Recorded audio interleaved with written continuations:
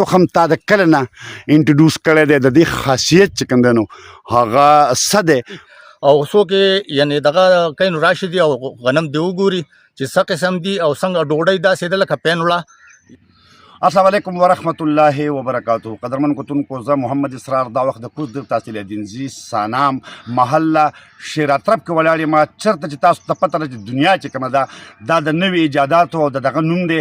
روزانه نوي څیزونه چې کوم دی نو هغه مخې ته راځي او د دې ځای کې دلته یو زمیندار خپل کورنی داسې تخم تیار کړی دی چې هغه زما چې په خپله باندې ولیدو، هغه وږي مې ولیدل، هغه فصل مې ولیدو، نو خدای سره چې مال یې خوند راکړو. السلام علیکم ورحمت الله وبرکاتہ. جی قدرمن کتونکو، دا تاسو ګورئ دا هغه فصل دی، غنم دی. دا د دغه ځای نه چې کوم دی نو دا پټی شروع شوی دی او په مخه باندې دا یو تکشین څادر چې خور دی تاسو وینئ نو دا غنمو فصل دی. دا تاسو د دې غنمو وږی وګورئ، د دې وږی چې کوم دی نو دا تقریبا 9 انچې دی وږی کې، او د 100 وږو نه چې کوم دی نو په کیلوګانو باندې غنم کیږي. دا هغه وږي دي 9 انچې وږی د دې غنمو. دا هم د هغه ځای پورې چې کوم دی نو دا تللی دی. کله چې اوس موږ مخکې لاړ شو نو دا یو بیخي شین څادر چې کوم دی نو دا خور دی. دا ډېر خوند کوي، ډېر خوندور دی. بوټی دنګ هم دی، بوس هم به د دې سیوایي، او ورسره چې کوم دی نو دانې هم ډېرې زیاتې کوي. دغه پټی زه تاسو ته ښیم، دا د هغه ځای پورې تللی دی.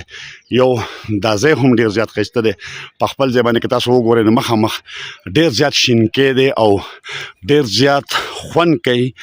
دا لاندې دغه پټي راغلي، دغه طرف ته اوس ربیع شل تعالی نو باغ دی.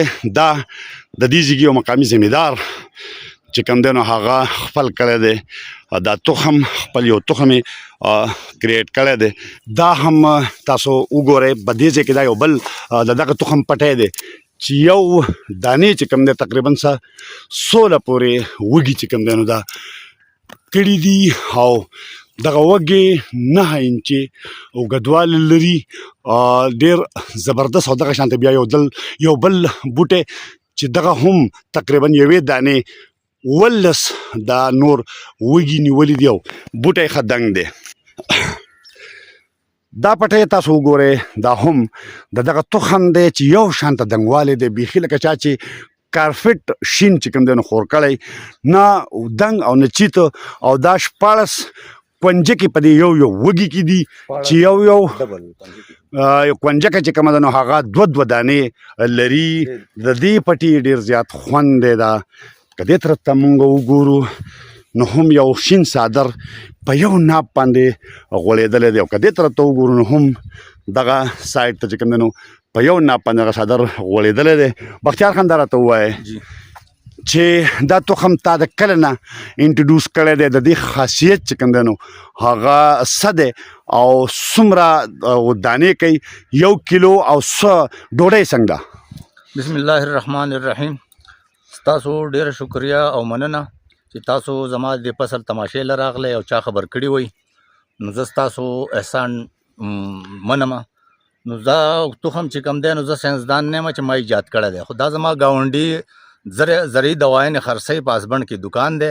هغه د غنم کرلي په یو کنال باندې، بیا په هغې کې یو وږی و او هغه زما خوښ شو. وږی نو ما ډېر اوږد و، نو هغه ته ما ټول وږي راغونډ کړ اجازت باندې. نو هغې ما له 1 کیلو غنم وکړله. 1 کیلو ما روان کال له وکړل، خورنګي رنګي مې وکړل. هغې ما له 4.5 منه غنم وکړه. بیا هغه ما یو دړی نیمه ته خپل خپلوان له ورکړه، باقي مې ټول ځمکه باندې غنم وکرل. هغې ما له تقریبا ډېر ښکلی پیداوار راکړو. خلک به راتله او ویډیوګانې به یې کولې د غنمو. یې کال له مونږ له دې نه تخم راکړې. نو ما خدای شته چې غنم کېښوده او دغه د کسان راتله، نو بیا ما خرڅ کړه په دې ټوله علاقه کې. شموزو ته او خواس ته او برې ټکنی او شالم بابا او دا بټان او دې ټول وړي دي. نو د دې دغه یعنې ډېر خور شوی دی. خو بیا هم زما دا عرض دی چې دا غنم یعنې ډېر پرون اسرار بایو پرون دغه د زرعي یونیورسټۍ کې یو پروګرام ما کتو په ټي وي باندې د خیبر نیوز باندې. نو هغوی چې موږ چاینا والا راوستي دا څو کاله اوس چې موږ هایبرډ تخم ایجاد او ډېر وضاحت باندې لګیا وو. نو ما دا دغه کو چې یاره زما دا دغه د غنم یو چا ویډیو وکړل او چا د دې دا دغه وکړه استفاده ته چې په علاقه کې دا خیر خور شي او دا غنم زیات شي. نو که څوک تماشې له راځي اوس غنم شنه ولاړ او څوک یعنې دغه کین راشي دي او غنم دی وګوري چې څه قسم دي او څنګه ډوډۍ داسې ده لکه پین وړه. یعنې په ژوند کې داسې سپینه ډوډۍ موږ د غنمو اوریجنل نه ده لیدلې او ښه په ثبوته نه. او خلکو ته غنم وړي دي نو غنم هم تقریبا 80 منه غنم زما نه خرڅ شوي نو هغه به په دې علاقې کې خور شوي. نو تاسو دا یو دغه وکړئ چې هغه غنم تاسو واخلئ او په دې ټوله علاقه او په دې وسارت کې خواره کوئ او د قوم ته او د دغه ته انشاءالله د خیر او د زمونږ لږې لږې زمونږ چې پیداوار زیات شي. یو جریب چې کوم دی نو دا څومره یاره چې دا کیلو غنم خو ما کړی نو تقریبا لږ ځای باندې نو 3.5 منه یو جریب تقریبا مینیمم دغه کوي 30 من پورې کوي. 30 من پورې یو جریب یو جریب ښه. او څلور ډلې تخم پکې دغه رنګي بیا کوي. رنګي غنم دی ولې چې بوټی کوي ډېر زیات او خصمانه دا چې سپری مبرې پکې د مرض خامخا هر یو غنم غواړي. ما په 2 ځله سپری کړی دی دغه مرض نو یو پاڼه پکې دغه نشته د مرض او روغ رمټ ولاړ سره مې ورته په کار کې ورته دغه نایټروپاس اچولی او بیا مې یو ځل یوریا اچولی چې ډېر ضرور شي نو بیا اوړي او دغه کېږي دا باران یا اوبخور سره بیا چې هوا پرې راشي هسته نو د هغې سره دا یعنې دغه دی ما خدمت کړی دی. نور کار د الله دی.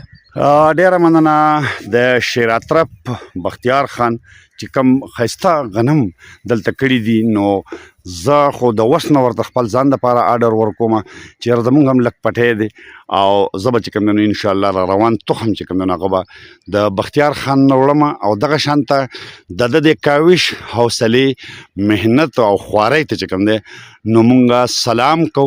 پکار ده چې پاکستان زرعي ملک دی او د چا پټی نو چې په هغې باندې دغه شانته خواري او محنت وکړي. د بختیار خان ځای چې کوم دی په خپل ځای باندې یو ډېر ښایسته ځای دی. مخامخ تاسو ګورئ دا غر دی دغلته بره چې کوم دی بیا د دوی کور دی نو هغه کور ته چې موږ لاړ شو د هغه ځای نه به یو بل پروګرام کوو. خو په دې وخت کې دلته هر طرف ته شینکۍ دی هر طرف ته د ښایست دی او دا سولر چې کوم دی نو هم دا مخامخ دغه ځای کې تاسو وګورئ دا سولر هم دته لګېدلی دی خپل کوی دی ورته او د دې نه بره تقریبا په 1 کیلومیټر فاصله کې سانام ډیم دی. بختیار خان ستا خوارۍ ته یو ځل بیا سلام. ما له اجازه راکړئ د الله پامان.